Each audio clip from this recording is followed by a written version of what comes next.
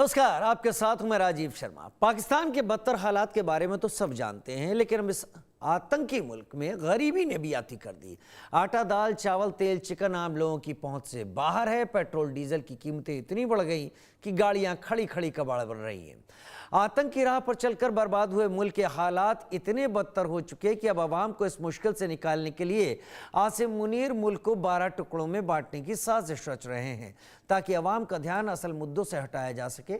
क्योंकि पाकिस्तान की फौज को अवाम से कोई लेना देना नहीं, उसे सिर्फ और सिर्फ अपनी फिक्र है।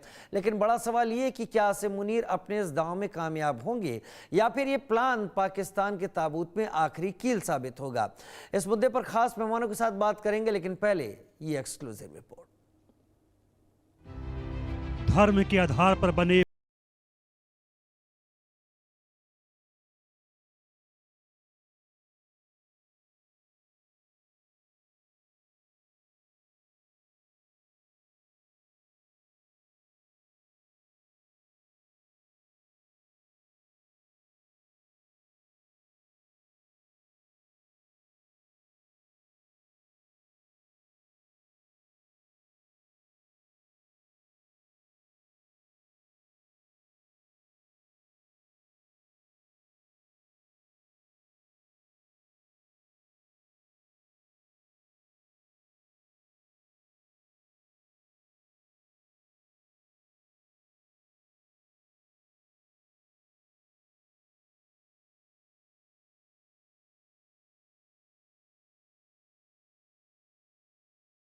में बांटने की तैयारी शुरू कर दी। आसिम मुनीर ने बेबस लाचार अवाम को ख्वाब दिखाए कि छोटे छोटे प्रांत बनने से गरीबी भुखमरी दूर हो जाएगी। मुनीर की चालबाजी और तानाशाही के आगे पीएम शहबाज शरीफ ने भी घुटने टेक दिए। देश के संचार मंत्री अब्दुल अलीम खान ने कहा है कि देश में छोटे छोटे प्रांत बनना अब तय है। अलीम खान ने देश को टुकड़ों में बांटने के लिए पड़ोसी देशों का हवाला दिया। उन्होंने कहा, छोटे प्रांत बनेंगे तो प्रशासन नागरिक के दरवाजे तक आएगा। उन्होंने इसके लिए भारत का उदाहरण पेश किया। इसलिए पाकिस्तान में भी ऐसा होना चाहिए। हालांकि बिलावल भुट्टो की पार्टी पीपीपी ने इसका विरोध किया है। अपने जन्म के वक्त पाकिस्तान में 5 प्रांत थे, लेकिन 1971 में पूर्वी बंगाल अलग होकर बांग्लादेश बन गया, क्योंकि उस वक्त भी पाक हुक्मरानों और फौज ने पूर्वी बंगाल के लोगों पर काफी जुल्म किए थे। यही हाल आज बलूचिस्तान और खैबर पख्तूनख्वा में हो रहा है। पाकिस्तान में सेना ही सर्वे सर्वा है, यह बात किसी से छिपी नहीं है। पाकिस्तान के जिस राजनेता ने सेना को अपने तरीके से हाँकने की कोशिश की, उसी नेता का सेना ने बोरिया बिस्तर बांध दिया। पूर्व प्रधानमंत्री इमरान खान को भी सेना से पंगा लेना भारी पड़ गया। आज इमरान जेल की सलाखों में है। पीएम शहबाज शरीफ भी अच्छी तरह जानते हैं कि अगर वो पाकिस्तानी सेना के खिलाफ बोलेंगे तो अंजाम बहुत बुरा होगा। पाकिस्तान सरकार प्रांतों के बंटवारे को लेकर भले ही कोई दावा कर ले, लेकिन हकीकत इससे कहीं उलट है। बलूचिस्तान और खैबर पख्तूनख्वा में पहले से ही अलगाववादी आंदोलन भड़के हुए हैं। बलूच युवा रोज गायब हो रहे हैं, लाशें मिल रही हैं। खैबर पख्तूनख्वा में तहरीक-ए-तालिबान सिर उठा रहा है। ऐसे में नए प्रांत बनाने का मतलब नए जातीय और भाषाई संघर्ष को जन्म देना होगा। उधर सिंध प्रांत के मुख्यमंत्री मुराद अली शाह ने नवंबर में ही चेतावनी दी थी कि अगर सिंध को छूने की कोशिश की तो हम सड़कों पर उतर आएंगे।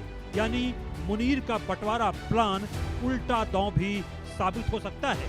पाकिस्तान के पीएम शहबाज शरीफ फिलहाल मुनीर के प्लान को आक्रामक तरीके से आगे बढ़ा रहे हैं, लेकिन बड़ा सवाल ये है कि 1971 का सबक भूलकर अगर पाकिस्तान खुद को 12 टुकड़ों में बांट देगा और ये लोग एक दूसरे से लड़ने लगेंगे तो क्या अंजाम होगा। क्योंकि पाकिस्तानी अवाम की मुश्किलें प्रांतों में बंटने से नहीं, बल्कि रोटी और रोजगार से ही खत्म होगी। Bureau report, India news. Pakistan क्यों अलग अलग सूबों में बंटने की तैयारी कर रहा है, 12 हिस्सों में क्यों बंटने जा रहा है? जहां तक पाकिस्तान की अब तक की बात है, जो आपके सामने हम जानकारी रखें, तो पाकिस्तान में फिलहाल 4 सूबे हैं। इन 4 सूबों में पंजाब, सिंध, खैबर पख्तूनख्वा और बलूचिस्तान नाम के 4 सूबे हुए। 2 जगह ऐसी हैं जो एडमिनिस्ट्रेड हैं, जैसे कि पीओके की हम बात कर लेते हैं, गिलगिट बाल्टिस्तान की बात कर लेते हैं, और एक यूनियन के अंडर में इस्लामाबाद आता है। लेकिन पाकिस्तान 12 सूबों में बंटने के लिए क्यों तैयार हो रहा है? मेरे साथ 2 खास मेहमान इस वक्त जुड़ रहे हैं। कर्नल रिटायर्ड अनुराग शुक्ला सीनियर डिफेंस एक्सपर्ट के तौर पर मेरे साथ जुड़ रहे हैं, और कुछ देर में मेरे साथ सना हाशमी पाकिस्तानी जर्नलिस्ट, वो भी जुड़ेंगी। अनुराग सर, क्या वजह है कि पाकिस्तान 4 सूबों से बढ़कर 12 सूबों में अपने को बांटना चाहता है? क्या इसकी वजह मैं ये रख सकता हूं आपके सामने, हाइपोथेटिकल तो नहीं, मेरा भी एनालिसिस यहां पर है, कि जो बलूचिस्तान में लोग अपनी आज़ादी के लिए वहां संघर्ष कर रहे हैं, उनसे मुकाबला करने में नाकाम होकर अगर उसके हिस्से कर दिए जाएं तो वो आसान होगा। वहीं टीटीपी जो केपीके में तमाशा और पाकिस्तान आर्मी को बैकफुट पर ले रही है, उससे भी निपटा जाए। कर्नल अनुराग शुक्ला। धन्यवाद। मैं सबसे पहले ये बताना चाहता हूँ कि सारी की सारी समस्या की जो जड़ है वो पाकिस्तान आर्मी है। अगर आप जब से पाकिस्तान बना है, अगर आप देखें तो प्रॉब्लम कहाँ से स्टार्ट होती है कि जो पाकिस्तान आर्मी है उसके अंदर जो डोमिनेटिंग मैन पावर आती है वो पंजाब के एरिया से आती है, और वो पंजाब के एरिया वाले अपने आप को इतना ज़्यादा ऊंचा दर्जे का समझते हैं कि बाकी किसी को किसी चीज़ में कुछ बांटने को तैयार ही नहीं है। उनकी जो सिर के ऊपर जो एक घमंड चढ़ गया है, इसी के चलते 1971 में पाकिस्तान के 2 टुकड़े हुए थे, क्योंकि जो जो काम उन्होंने किए थे बांग्लादेश के अंदर, उसी की वजह से वहां की आवाम ने उनके खिलाफ विरोध किया था। और उसके बाद जब उन्होंने उनको मार भगाया वहां पे, तो उसका जो रीजन थे, जिस रीजन से बांग्लादेश बना था, जिस रीजन की वजह से वहां के लोगों ने बगावत की थी, वही सेम रीजन आज पाकिस्तान के अंदर अलग अलग सूबों के अंदर दिखाई पड़ रहे हैं। अभी मैं ऊपर से शुरू करता हूं। जैसे कि हम जम्मू एंड कश्मीर जो इन्होंने कब्जा कर रखा है, हमारा पाकिस्तान ऑक्युपाइड कश्मीर की बात करें तो पिछले 5 या 6 साल में अगर आपने देखा होगा तो बहुत बड़ी बड़ी रैलीज निकली जा रही हैं, और वो लोग वॉलंटरली बोल रहे हैं कि हम इंडिया के साथ जाके मिलना चाहते हैं। और जो रीजन है उसके पीछे वही है कि फोर्स्ड किलिंग है, फोर्स किडनैपिंग है, वहां पे कोई जनता की सुन के राजी नहीं है। और ये जो पाकिस्तान की आर्मी है, ये सिर्फ दबाव का खेल खेलती है, वहां जाती है, अवाम के साथ अत्याचार करती है। आप सेकंड आइए नीचे बलूचिस्तान में पिछले 15 साल से वो लोग आवाज उठा रहे हैं। कितने लोग वहां से चले गए, उनका अता पता ही नहीं चला है, उठा लिया गया है, किडनैप कर लिया गया है, टॉर्चर कर लिया गया है, ह्यूमन राइट वायलेशन के इतने सारे केसेस हैं। सेम चीज जब आप सिंध में आते हैं, सिंध के अंदर भी सेम चीज, वही सेम पैटर्न है। और अगर पख्तूनख्वा की बात करें तो वहां तो ऑलरेडी नेग्लेक्टेड एरिया है, वहां पे तो बिल्कुल ही बहुत ही बुरा हाल है। अब इसका रीजन क्या है? रीजन ये है कि जो पंजाब स्टैंडर्ड है वो सारे के सारे पाकिस्तान के रिसोर्सेज अपने लिए चाहता है, वो किसी के साथ शेयर नहीं करना चाहता है। एग्जांपल देखिए, जो सबसे ज्यादा बिजली पैदा होती है वो पाकिस्तान ऑक्युपाइड कश्मीर में होती है, लेकिन वहां के लोगों को बिजली नहीं मिलती है। उनके पास 2 से 3 घंटे तक आती है, लेकिन वो सारी की सारी बिजली पैदा करने के बावजूद वो अंधेरे में बैठे रहते हैं। इसी तरह अगर लेटेस्ट देखें हम सिंध की बात करें तो इन्होंने नया एक प्रोजेक्ट स्टार्ट किया है जिसमें वो कनाल बनाने जा रहे हैं। तो सिंध के लोगों का मानना है, जिसके लिए भी ये सब लोग उसमें रास्ते में उतरे हैं, जिन्होंने प्रोटेस्ट किया है, इसमें मेन है कि वो कह रहे हैं कि ये जो कनाल बनेगा इससे सबसे ज्यादा फायदा पंजाब को होने वाला है। तो वो जो रिसोर्सेज है, नेचुरल रिसोर्सेज, वो उनको ना मिलके वो सारे के सारा पंजाब की तरफ डाइवर्ट होती जा रही है। अगर हम बलूचिस्तान की बात करें, बलूचिस्तान में बहुत ज्यादा मिनरल्स हैं, और वो सारे के सारे मिनरल जब एक्सट्रैक्ट किए जाते हैं तो उसका कोई फायदा बलूचिस्तान में नहीं होता है। वहां की आवाम आज भी बहुत गरीब है, और उनको एक एक दिन निकालना मुश्किल भारी पड़ता है। तो ये जो माइंडसेट है पंजाबियों का, जो पंजाबियों का माइंडसेट है, यही सबसे ज्यादा खतरनाक है। और इसी मतलब आपका ये कहना है कि पंजाब का जो हिस्सा है वो पाकिस्तान पर अपना कंट्रोल बनाए रखना चाहता है, और इससे बाकी जगह जो हालात हैं उससे निपटने के लिए सब हो रहा है। लेकिन ये आपका एनालिसिस है। सना हाशमी मेरे साथ जुड़ गई हैं, पाकिस्तानी जर्नलिस्ट। सना, बहुत स्वागत करता हूं आपका, आपने वक्त निकाला, और क्योंकि आप पाकिस्तान में हैं, हमारे नजरिए को आप अपना एनालिसिस भी उसमें जोड़ पाएंगी। पहली चीज मैं आपसे यही समझना चाहूंगा, पाकिस्तान के 4 सूबे, 2 एडमिनिस्ट्रेड एरियाज और एक इस्लामाबाद, हम ये हिस्से मान सकते हैं। क्या जरूरत पड़ी सना कि इसको 12 हिस्सों में तकसीम करने की सोची जाए? उसके पीछे वजह क्या है? क्या मैं ये कह सकता हूं जो बलूचिस्तान में चल रहा है या जो केपीके में चल रहा है, अगर उनके हिस्से हो जाते हैं तो उससे निपटना कहीं ज्यादा आसान होगा, कहीं ज्यादा इजी हो जाएगा। सना, अब आपका वक्त है, आप इसको बेहतर तरीके से रखें। बहुत शुक्रिया सर, आपका मुझे नाम मिस हो रहा है, अगर आप मुझे नाम बताएं ताकि मैं नाम से, आपने जितने अच्छे मैं अंदाज से मेरा राजीव। नाम लिया। राजीव जी राजीव जी, बहुत बहुत शुक्रिया, thank you very much. First time आपसे बात हो रही है, लेकिन मैं कुछ इख्तिलाफ करना चाहूंगी। और सबसे अच्छी बात यह कि आपने कहा कि मेरा वक्त है, मैं ही बोलूंगी। देखिए, जो लफ्ज आपने इस्तेमाल किया है हमारे यहाँ उर्दू में, तकसीम का मतलब होता है बांटना, टुकड़े करना। और आप बेहतर उर्दू और हिंदी को शायद बेहतर समझे, डिवाइड करने को कहते हैं तकसीम करना। देखिए, हिंदुस्तान के अंदर, इंडिया के अंदर 28 सूबे हैं, 28 एडमिनिस्ट्रेशंस हैं जिनको आप चला रहे हैं। हम उनको रिगार्ड करते हैं। हम वक्त के साथ ये सोच रहे हैं कि अब हमें अपनी एडमिनिस्ट्रेशन और अपने लोगों को मजीद सहूलियात देनी है। पिछले 75 वर्षों में जो सहूलतें 4 सूबों में मौजूद रही हैं, उनको अब हमें मजीद सूबों की सूरत में तकमील करके, पूरा करके अपने लोगों को, अवाम को उनकी फलाह के लिए काम करना है। जो आपका लफ्ज है, मैं उससे इख्तिलाफ करूंगी राजीव जी, कि वो तकसीम नहीं है। हम चाहते हैं, हमारी सरकार चाहती है, हमारी गवर्नमेंट चाहती है कि हम अपनी अवाम को ज्यादा से ज्यादा सहूलतें दें। जब आपके 28 सूबे हैं जिसको हम कह रहे हैं कि आप बेहतर तरीके से उसकी एडमिनिस्ट्रेशन कर रहे हैं, तो उसी को चले, हम अपने पड़ोसियों की ही तकलीद में जो है ये काम कर रहे हैं। आप इसको ये समझ लें, ना कि आप इसको तकसीम का नाम दें। तो मेरा ख्याल है इसको थोड़ा सा समझने की जरूरत है। आप सिंध की, अगर सूबे सिंध की बात करें, सूबे पंजाब की बात करें, केपीके की बात करें, बलूचिस्तान की बात करें, गिलगित बल्तिस्तान की बात करें, आजाद कश्मीर की बात करें, यहाँ पर पाकिस्तान की रियासत पूरी तरह से अपने लोगों को, न सिर्फ ये जाहिर कम ज्यादा, गलत सही हो सकता है थोड़ा बहुत, लेकिन अपने अवाम की फलाह के लिए काम कर रही है। अब ये कहना कि हम तकसीम की तरफ जा रहे हैं, तो मैं इस बात से मुकम्मल डिफर करूंगी राजीव जी। नहीं, आप कर सकती हैं, आप कर सकती हैं, क्योंकि ये आपका वर्जन है, ये मेरा वर्जन नहीं है। और आप जो बोलेंगी वो मैं जो चाहता हूं, मैं चाहता भी नहीं कि आप बोलें, क्योंकि आप जर्नलिस्ट हैं। अच्छा, मुझे एक चीज और समझाइए सना, आपके बाद मैं अनुराग शुक्ला जी का रुख करूंगा। क्या सिंध में, जहां पाकिस्तान पीपुल्स पार्टी, बेनजीर भुट्टो या फिर बिलावल की बात करें, वो जहां जिस एरिया से आते हैं, और केपीके का जो मैं एरिया जहां से पाकिस्तान तहरीक इंसाफ का जहां से ज्यादा जोर दिखाई पड़ता है, क्या ये लोग इस हिस्सा करने का, मैं इस वर्ड को अब लाता हूं, जो अलग अलग हिस्से इसमें रखे जा रहे हैं, छोटे स्टेट बन रहे हैं, क्या इसका ये लोग मजम्मत कर रहे हैं, विरोध कर रहे हैं, एक्सेप्ट नहीं कर रहे हैं इसको? क्या है वहां की खबर?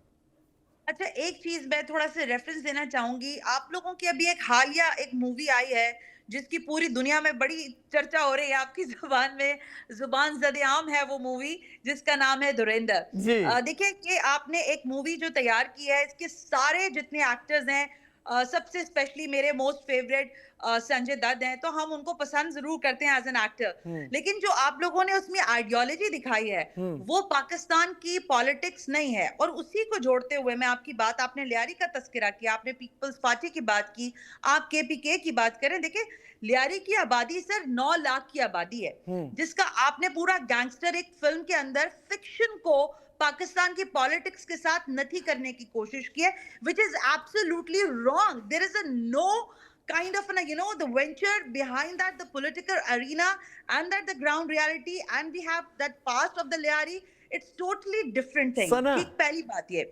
दूसरा, आपका जो कहने का मकसद है, जहां मैं समझ रही हूँ, दुनिया की डिक्शनरी में तकसीम या सिविल वॉर जिसकी आप बात कर रहे हैं, या छोटे हिस्सों की जो आप बात कर रहे हैं, दुनिया में सिविल वॉर की डेफिनेशन ये है कि वो तमाम एरियाज जहां पर रियासत की रिट खत्म हो जाए।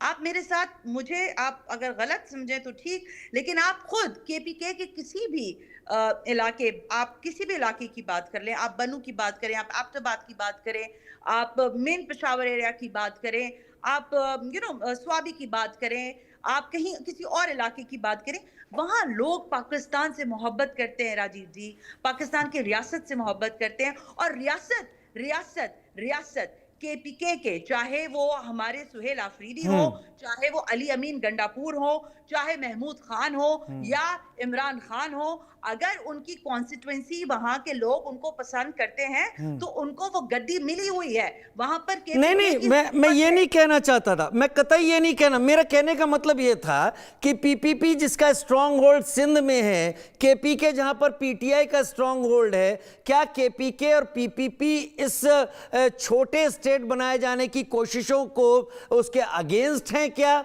एक बात, और दूसरा, आप लगता है रणबीर को पसंद करती है, आपने फिल्म तो देख ही ली है।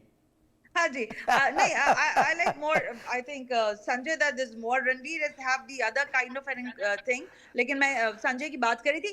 Well, behind that debate, देखिए ये बात बिल्कुल दुरुस्त है. मैं आपको बताऊं, आपके आसाम के अंदर जो अलहदगी पसंद तहरीकें हैं, आपके नागालैंड के अंदर जो अलहदगी पसंद तहरीकें हैं, फिर मणिपुर के अंदर आपको पता है कि वहां पर किस तरह के हालात हैं. देखिए, जब आप एडमिनिस्ट्रेटिवली कुछ एक्शन लेने की बात करते हैं, कुछ ऐसे लोग जरूर मौजूद होते हैं राजीव जी, जो उसकी आपकी जुबान में जिसका विरोध करते हैं, जो उसके अगेंस्ट खड़े होते हैं, तो उनको आपको मनाना पड़ता है कि क्या चीज उनके हक में बेहतर है और क्या चीज उनके हक में बेहतर नहीं है. इस वक्त सिंध की सिचुएशन मैं आपको बताती हूँ. अभी अगर सिंध में सिंध कल्चर डे मनाया गया है तो हमने उसको वेलकम किया है.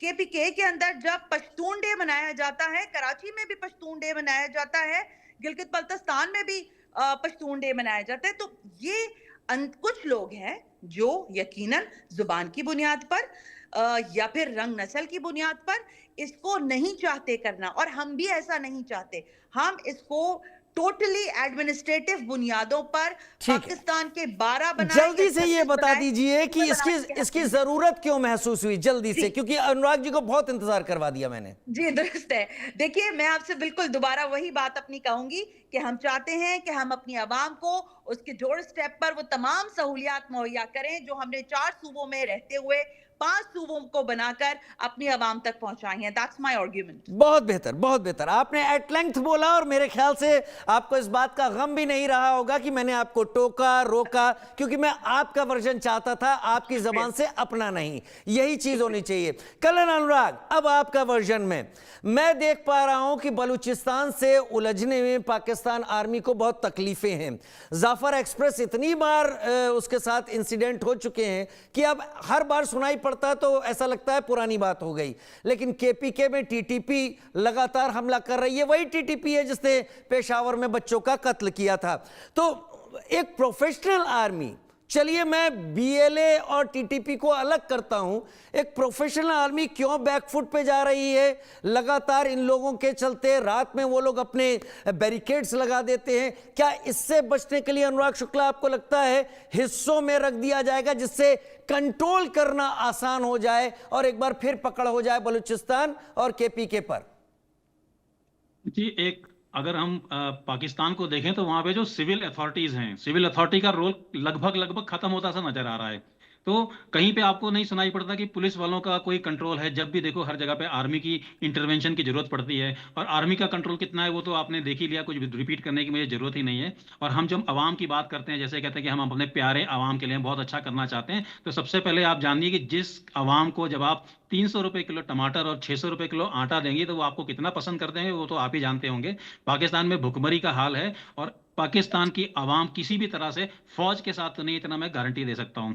बात कहते हैं अगर हम मिलिट्री वाइज, क्योंकि मैं पॉलिटिकली नहीं बोल पाऊंगा ज्यादा, पॉलिटिकली सिचुएशन मेरा बोलना ठीक नहीं रहेगा, लेकिन मैं मिलिट्री वाइज देखूं कि हमारी पाकिस्तान के अंदर सिर्फ और सिर्फ मिलिट्री ही है जो पूरा कंट्रोल कर रही है हर तरफ से. तो इस समय मैं ये कहूंगा कि किसी भी प्रांत को ये डिवाइड करके और ये बताना चाहें कि हम इसको एडमिनिस्ट्रेटिव कंट्रोल के लिए इसको डिवाइड करने की कोशिश कर रहे हैं, पहली बात तो समझिए कि वहां पे इनका कंट्रोल ऑलरेडी नहीं है. सेकंड थिंग, ये अपने एंगल से डिवाइड इसलिए करना चाहते हैं कि वो उसको लोकलाइज करना चाहेंगे कि थोड़ा थोड़ा उसके ऊपर जिन पोर्शन में उनका प्रभाव है उसको बनाए रखना चाहते हैं. लेकिन ऐसा संभव हो नहीं पाएगा, क्योंकि अगर आप ध्यान से देखें बलूचिस्तान जैसा बड़ा स्टेट जो है वो इनके हाथ से ऑलमोस्ट निकल चुका है. उन्होंने कई बार अपने झंडे फहरा दिए, कई बार उन्होंने ये अपने आप को इंडिपेंडेंट डिक्लेयर कर चुके हैं. ऊपर अगर आप देखें उनके पड़ोसी में देखें देश में, तो पाकिस्तान का ईरान के साथ भी नहीं बन रहा है, ना अफगानिस्तान के साथ बन रहा है, ना इंडिया के साथ बन रहा है. वो तीनों तरफ से 3 तरह की वॉर लड़ रहे हैं. अंदर पाकिस्तान ऑक्युपाइड कश्मीर की बात करें, वहां पे रैली नहीं कर रहे हैं लोग, खुलेआम बोल रहे हैं कि हम इंडिया के साथ मिलना चाहते हैं, हमें यहाँ रहना ही नहीं है। तो ऐसी सिचुएशन के अंदर कंट्रोल कैसे करेंगे? अगर वो छोटे छोटे डिवाइड करना चाहते हैं तो let them do it, but ultimately ground पे कोई सिचुएशन चेंज होने वाली नहीं है। ठीक है, देखो, फिलहाल आर्मी जो फिलहाल होती तो है ना, आर्मी पाकिस्तान के अकेले ही नहीं चलती। कंट्रोल में पूरा एरिया है। पाकिस्तान इसके बारे में बेहतर फैसला ले रहा है, लेकिन ये बेहतर फैसला किन चीजों को लेकर लिया जा रहा है उस पर हर एक के अलग अलग अपने अपने एनालिसिस हो सकते हैं। तस्वीर साफ होगी कि नहीं होगी, हमें इंतजार करना होगा। बीएलए और टीटीपी कंट्रोल होंगे कि नहीं होंगे, उसके लिए भी देखना होगा, क्योंकि फिलहाल तो पाकिस्तान आर्मी को वहां पर चोट खानी पड़ी है। खुजदार में जो झंडा फहराया गया उसके बाद एयर अटैक भी हमें याद है। हम अपने दर्शकों पर छोड़ते हैं कि इसका क्या इस डिस्कशन से उनको समझ में आया। फिलहाल पाकिस्तान में इंतजार करना होगा कि ये टुकड़े जो अलग अलग होते हैं ये बेहतर एक पाकिस्तान बनाते हैं या और बड़ा प्रॉब्लम क्रिएट करते हैं। आप हाशमी, आप मेरे साथ जुड़ने के लिए बहुत शुक्रिया, और अनुराग आपका भी बहुत शुक्रिया मेरे साथ जुड़ने के लिए। लेकिन इस बीच एक बड़ी खबर ये कि